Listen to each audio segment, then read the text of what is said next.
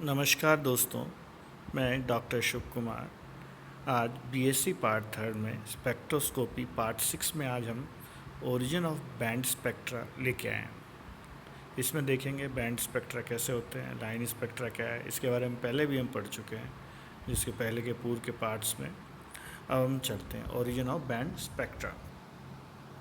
देखिए, origin of band spectra यानी जो स्पेक्ट्रा होगा मॉलिक्यूल से वो बैंड्स के रूप में होगा। According to quantum mechanics, internal energy of a molecule increase on absorption of electromagnetic radiations. Internal energy जो मॉलिक्यूल की वो इंक्रीज हो जाती है जब वो इलेक्ट्रोमैग्नेटिक रेडिएशंस एब्जॉर्ब करता है। The energy of A quantum in the photons is absorbed by the molecules only when it's equal to the energy difference between the energy levels of the molecule. Energy is quantized, energy quantized है।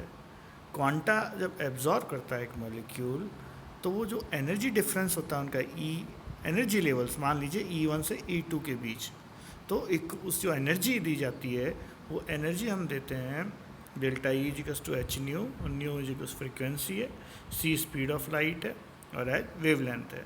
तो delta E equals to H nu बराबर h upon c upon lambda, lambda wavelength, c speed of light.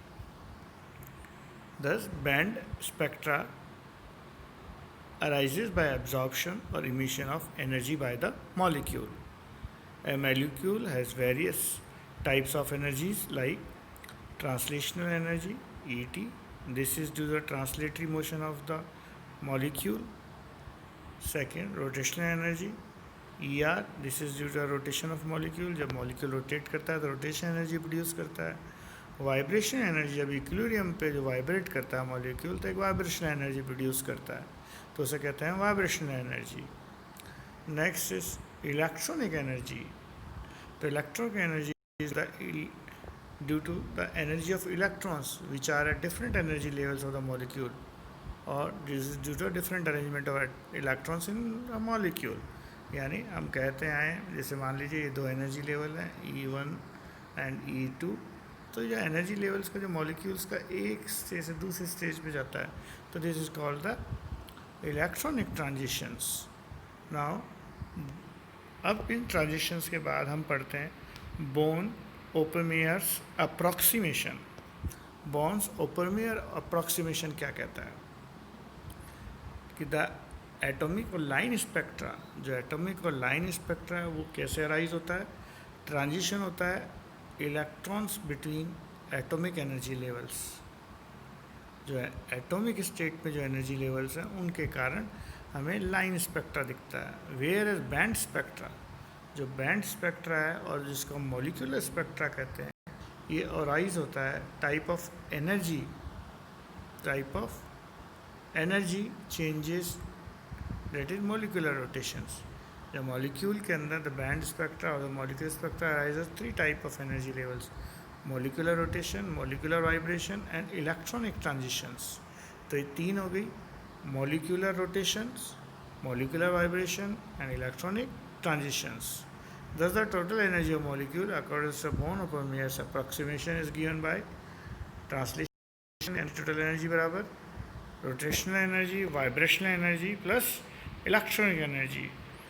ET is transitional energy, translation energy, rotational energy, vibrational energy EV, and last is electronic energy level. Electronic energy level. As translation energy is not a quantized and its value is very small, so it may be neglected. Therefore, the complete internal energy of molecule is rotational, vibrational, and electronic. Furthermore, the energy of electronic is more than rotational than vibration and rotation. So that can be written as, उसको लिख सकते हैं EV greater than EE is greater than EV greater than ER. Next, total energy change of a molecule can be represented as delta E total is equals to electronic energy of vibration and rotation energy. The approximations order of all these three are as order delta E electronic equal to vibration into 10 raised to 3 equals to delta E rotation into 10 raised to 6, because in one rotation there is 10 raised to 3 vibrations. That the difference is vast, बहुत ज़्यादा difference है. जब एक rotation होता है तो इतना difference होता है उसमें एनर्जी में 10 रेज टू 3. तो ये रोटेशन में there is a vast difference. Therefore, in this order, it is assumed that rotation vibrations take place independently and do not affect each other. This is known as the Bones-Uppermeyer approximation. Bones approximation assumes that nucleus is motionless and there is no change in the bond length at the time of rotation. ये कहते हैं कि जब कोई bond length change नहीं होती है rotation के टाइम. ये इसका स्पेक्ट्रा है, ये जो हम नेक्स्ट क्लास के अंदर पढ़ेंगे. Thank you.